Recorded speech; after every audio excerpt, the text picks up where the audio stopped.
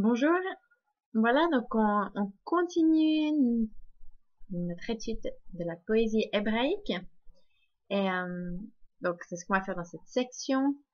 La section précédente, on a parlé des parallélismes sémantiques et c'est sûr que c'est vraiment quelque chose d'important, de majeur dans la poésie hébraïque, mais il y a encore d'autres choses, des choses que j'appelle autres éléments artistiques que une fois que vous en aurez entendu parler, vous saurez les reconnaître.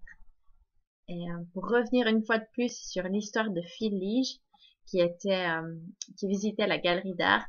Donc, il avait fait sa visite très rapidement parce qu'en fait, il savait pas tellement quoi regarder ou quoi chercher. Et il comparait son expérience avec l'expérience de quelqu'un qui pouvait juste passer des heures et des heures à regarder une seule peinture, à l'observer, à l'apprécier, simplement à cause de leur formation, de leur compréhension, parce qu'ils savaient quoi chercher. Et donc, quand on regarde les psaumes ou n'importe quel autre passage poétique, de la poésie hébraïque en général, eh ben, c'est ça qu'on veut apprendre. Savoir qu'est-ce qu'il faut qu'on regarde, qu'est-ce qu'il faut qu'on découvre, donc qu'est-ce qu'il faut qu'on recherche. Mais premièrement, juste pour reconfirmer que le parallélisme sémantique, c'est pas juste une sorte de caractéristique que vous pouvez découvrir parce que c'est quelque chose qui est là et puis ben voilà, je vais faire ma liste et je vais regarder les parallélismes.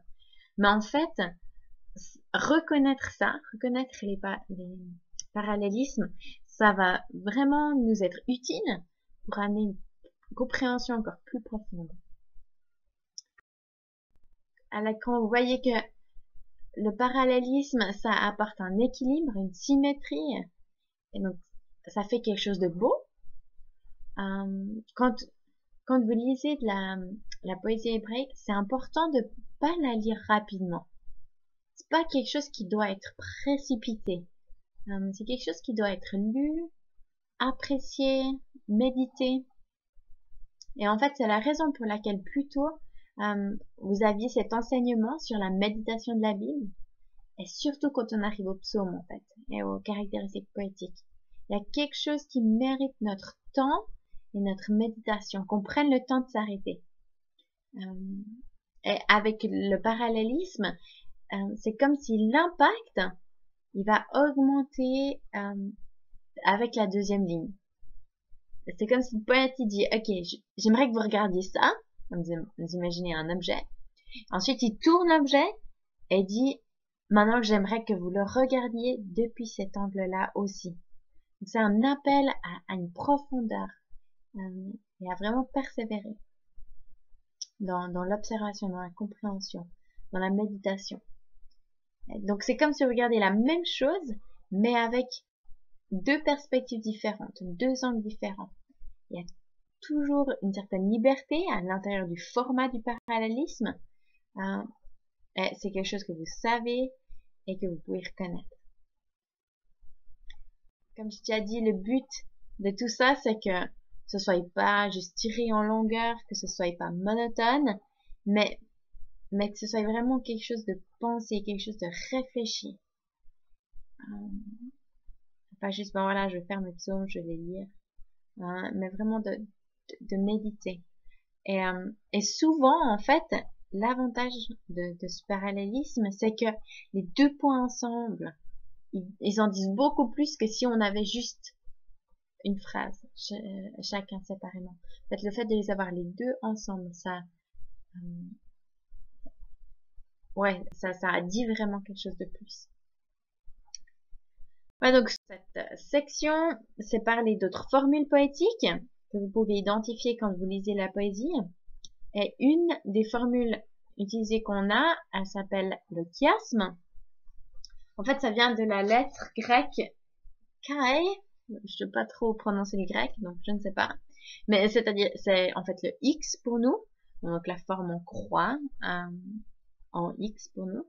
Et vous remarquez que parfois, le chiasme peut se faire dans des phrases complètes et des fois seulement dans des lignes. Donc, Un exemple ici dans le Proverbe 24, verset 11, il dit « Délivre ceux qu'on traîne à la mort, ceux qu'on va tuer, agis pour qu'on les épargne. » Donc en bas de la page, vous voyez qu'il y a un parallélisme synonyme, donc délivre ceux qu'on traîne à la mort, et ceux qu'on va tuer, agis pour qu'on les épargne. Mais en fait, les éléments, au lieu d'être dans l'ordre, dans le même ordre que la première ligne, ils ont été inversés ou échangés. Et donc, on dit délivre ceux qu'on traîne à la mort, ceux qu'on va tuer, agis pour qu'on les épargne. Mais si c'était un parallélisme parfaitement équilibré, ça dirait peut-être quelque chose du genre délivre ceux qu'on traîne à la mort et agis pour qu'on épargne ceux qu'on va tuer. Voilà, ce serait plus parfaitement équilibré. Mais ce qui se passe, c'est juste une formule poétique que les auteurs ils utilisent.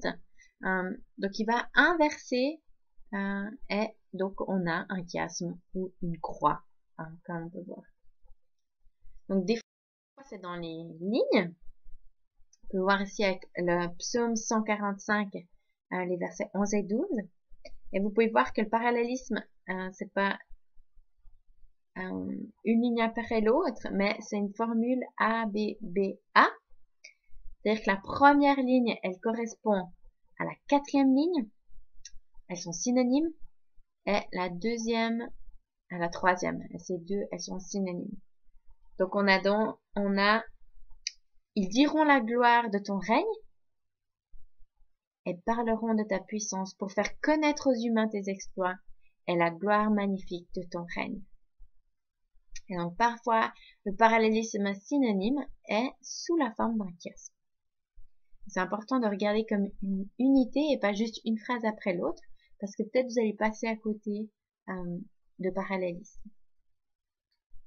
On peut continuer ici dans Ésaïe 6, verset 10. Alors, on a une autre forme de chiasme dans la poésie hébraïque, et c'est vraiment en fait une déclaration négative assez difficile qui est faite à Ésaïe alors qu'il est appelé. C'est au sujet de sa mission, de son appel, et en fait au sujet de la réponse des gens face à sa mission, comment les gens ils vont réagir, et c'est franchement pas terrible. Mais c'est juste beau de regarder à la poésie, à la manière dans laquelle c'est présenté. Rends insensibles les cœurs de ce peuple, endurcis ses oreilles et bouche les yeux, de peur qu'il ne voie de ses yeux, n'entende de ses oreilles, ne comprenne avec son cœur, qu'il ne se convertisse et ne soit guéri. Donc, vous voyez les différentes parties du corps qui sont mentionnées. On a le cœur, les oreilles, les yeux. Et on a ce format qui est A, B, C, C, B, A. Et donc, c'est connu sous le nom de chiasme.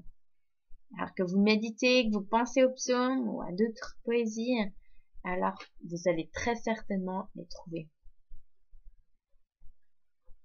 Une autre caractéristique qu'on trouve, c'est ce qu'on appelle un refrain. Et on connaît ça très bien dans nos chants aujourd'hui, je pense.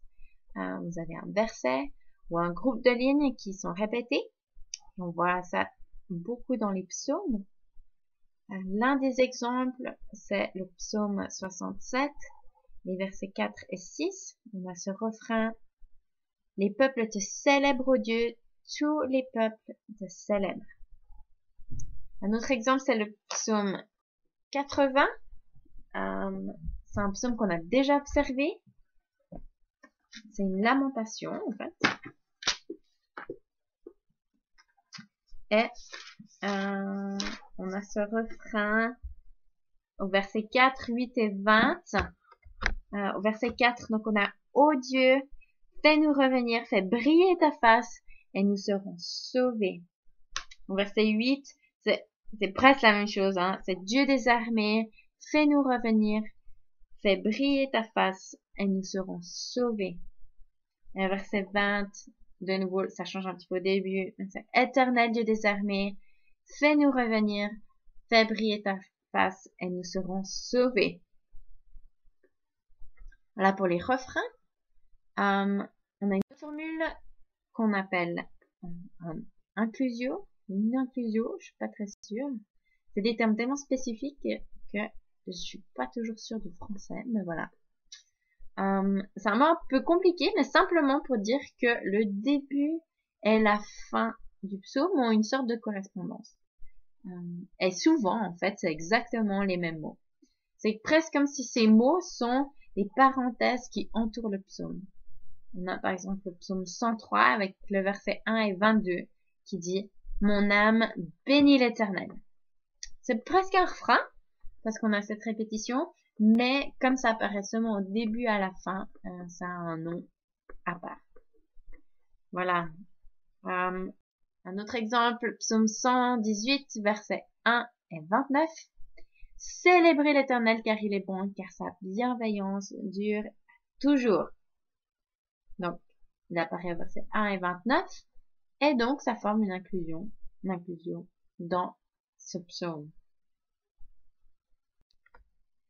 Ok, une autre formule ou une autre caractéristique qui est très habituelle dans les psaumes, c'est simplement la répétition d'un mot.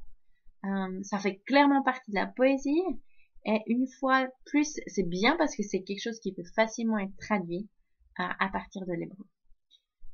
Donc, on a par exemple le psaume 29 qui a la répétition du mot voix. Au verset 3, on va regarder psaume 29. Verset 3, la voix de l'Éternel retentit sur les eaux. Verset 4, la voix de l'Éternel avec puissance, la voix de l'Éternel avec majesté. Verset 5, la voix de l'Éternel brise les cèdres. Verset 7, la voix de l'Éternel fait jaillir des flammes de feu.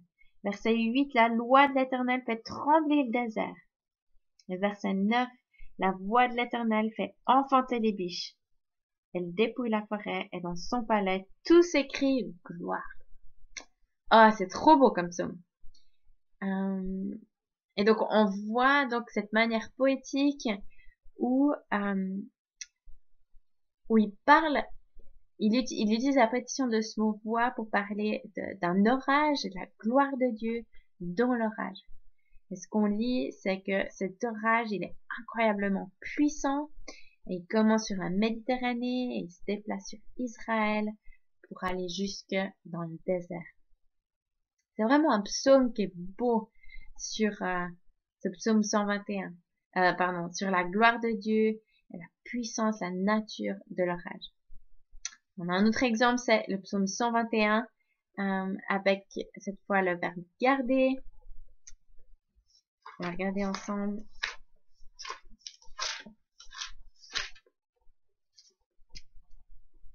Verset 3, celui qui te garde ne sommeillera pas. Verset 4, celui qui garde Israël. Verset 5, l'Éternel est celui qui te garde. Verset 7, l'Éternel te gardera de tout mal, il gardera ton âme. Et verset 8, l'Éternel gardera ton départ et ton arrivée, dès maintenant et à toujours. Donc vous avez cette répétition du mot-clé qui est donc une caractéristique poétique qui est importante à reconnaître pour chercher vraiment le message que l'auteur il essaye de transmettre. Et une autre caractéristique qui malheureusement est perdue pour nous, ce qu'on appelle la poésie acrostiche. Donc un poème acrostiche, c'est quelque chose qu'on reconnaît en hébreu, dans le texte original, parce que ça va voir avec un schéma de lettres. C'est quand la première lettre de chaque ligne, quand vous les prenez ensemble, et quand vous les lisez en descendant, ça forme un mot ou ça forme un schéma ou quelque chose qui est reconnaissable. Et souvent, on a dans les poèmes acrostiches, nous, je sais pas si vous avez déjà fait ça, une carte où vous utilisez la première lettre du prénom de quelqu'un, enfin plutôt toutes les lettres du prénom de quelqu'un, puis ensuite vous allez faire un poème avec ça. Et ben dans les psaumes, ce qu'on trouve souvent, c'est que chaque verset ou chaque phrase va commencer avec les lettres de l'alphabet hébreu, comme vous pouvez voir dans l'exemple suivant. Et d'ailleurs, Je suis désolée, mais c'est pas les lettres hébreux hein, que vous avez en bas. Mais on va le voir ici. Voilà. Donc la partie à gauche, c'est le texte hébreu. À droite, vous avez la traduction française, c'est le psaume 111. Si vous comprenez l'hébreu, alors vous pouvez reconnaître que la première ligne de chacune de ces lignes en descendant, et donc c'est, on voit pas très bien, mais c'est censé être en vert foncé, mais voilà, c'est l'alphabet hébreu. En tout cas, les 10 premières lettres de l'alphabet hébreu. Et c'est donc un poème, un psaume acrostiche. Dans les psaumes, en fait, on a toute une série de psaumes qui sont des psaumes acrostiches. Le psaume 119, qui est un long exemple, parce qu'en fait, tous les 8 versets commencent avec la même lettre de l'alphabet. Donc, tous les 8 premiers versets commencent avec, par exemple, l'équivalent en français du A, les 8 suivants B, les 8 suivants C, etc., jusqu'à la dernière lettre de l'alphabet. Donc, on a 22 groupes de 8 versets dans le psaume 119, parce qu'il y a 22 lettres dans l'alphabet hébreu. Dans les autres psaumes acrostiches, vous pouvez voir à l'écran, on a le psaume 9, 10, 24, 34, 37, 111, 112 et 145. Il y en a qui sont presque complètement acrostiches, mais on n'a pas vraiment besoin d'aller dans les détails techniques, parce que de toute façon, on va pas le reconnaître en français, parce qu'il nous manque la traduction. Enfin, voilà, parce que ça passe pas avec la traduction. Mais c'est intéressant de remarquer que les 4 premiers chapitres du livre de Lamentation sont aussi des poèmes acrostiches. Si vous regardez, vous verrez que les chapitres 1, 2 et 4 ont 22 versets, et le chapitre 3 a 66 versets. C'est parce qu'en fait, les versets sont en groupe de 3, et chaque 3 versets commencent avec la même lettre de l'alphabet hébreu. Donc, même si c'est perdu dans la traduction, c'est juste pour que vous sachiez qu'il y a un autre élément, une autre caractéristique artistique dans la poésie hébraïque, quelque chose d'intentionnel de la part de l'auteur. Un autre élément important, surtout quand on apprend à reconnaître les parallélismes synonymes, c'est les ellipses.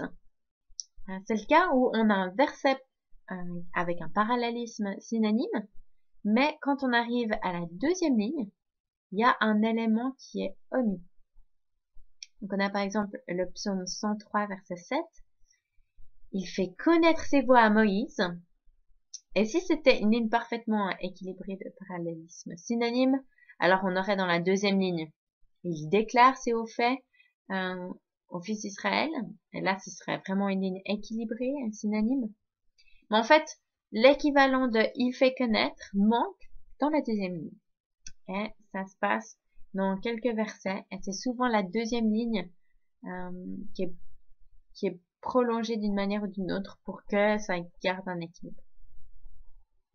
Donc, une caractéristique poétique est dans le psaume 103 verset 7, où on lit « Il fait connaître ses voies à Moïse, ses hauts faits au fils d'Israël ». Et c'est un parallélisme synonyme, mais avec une ellipse. On a un autre exemple ici, c'est le psaume 105 verset 10. « Il a établi une prescription pour Jacob, pour Israël une alliance éternelle ». Donc on a de nouveau un parallélisme synonyme, même c'est aussi en fait un chiasme. Bref, on mélange un peu tout. Mais si c'était parfaitement équilibré, ça dirait peut-être quelque chose du style il l'a établi comme une prescription pour Jacob, il a déclaré son alliance éternelle pour Israël.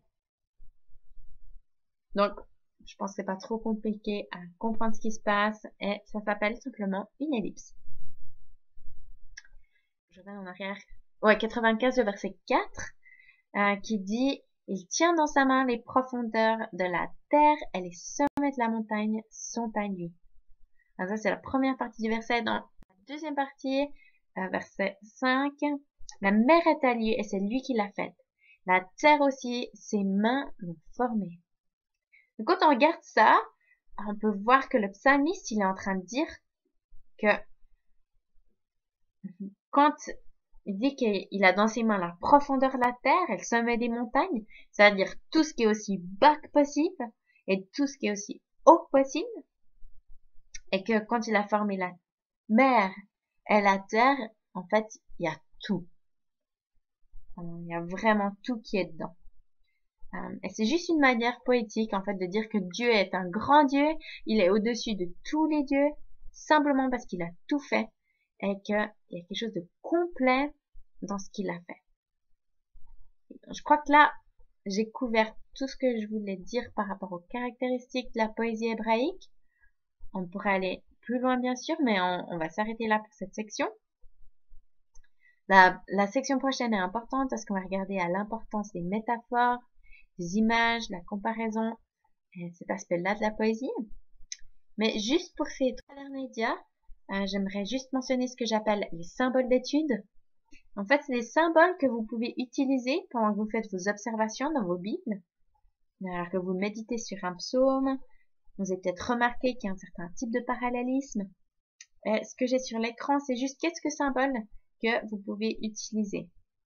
Par exemple, pour le parallèle synonyme, il y a simplement une flèche pour dire les 2 lignes vont dans la même direction, elles sont parallèles, elles disent la même chose. Pour le parallélisme antithétique, on a 2 flèches qui vont l'une contre l'autre pour symboliser qu'il y a un contraste entre les deux. Dans le parallélisme synthétique, vous remarquez que les 2 flèches, on a 2 flèches qui vont dans la même direction parce que la deuxième ligne, elle va plus loin que la première. Et en fait, c'est juste 2-3 idées que Phil, il a trouvées et que je pense peuvent vous être utiles. Pour le parallélisme d'apogée ou en escalier, on a les flèches qui montent parce que les idées, elles vont à un autre niveau, dans une apogée. Le chiasme ou le parallélisme en chiasme, on peut simplement mettre une croix, ou bien vous pouvez mettre A, B, C, B, A, ou A, B, C, C, B, A, ou selon ce que vous avez découvert, pour aider à identifier les liens entre les différentes lignes. Donc, les refrains, vous pouvez mettre une note de musique et puis indiquer les versets où il y a le refrain. Pour l'inclusio, avec les parenthèses et puis les versets. Pour terminer, juste des symboles pour l'ellipse et le mérismus, pardon. Et donc vous pouvez utiliser comme tout ça, ça peut vous aider à identifier donc les différentes formules alors que vous lisez le texte et que vous l'observez avec attention.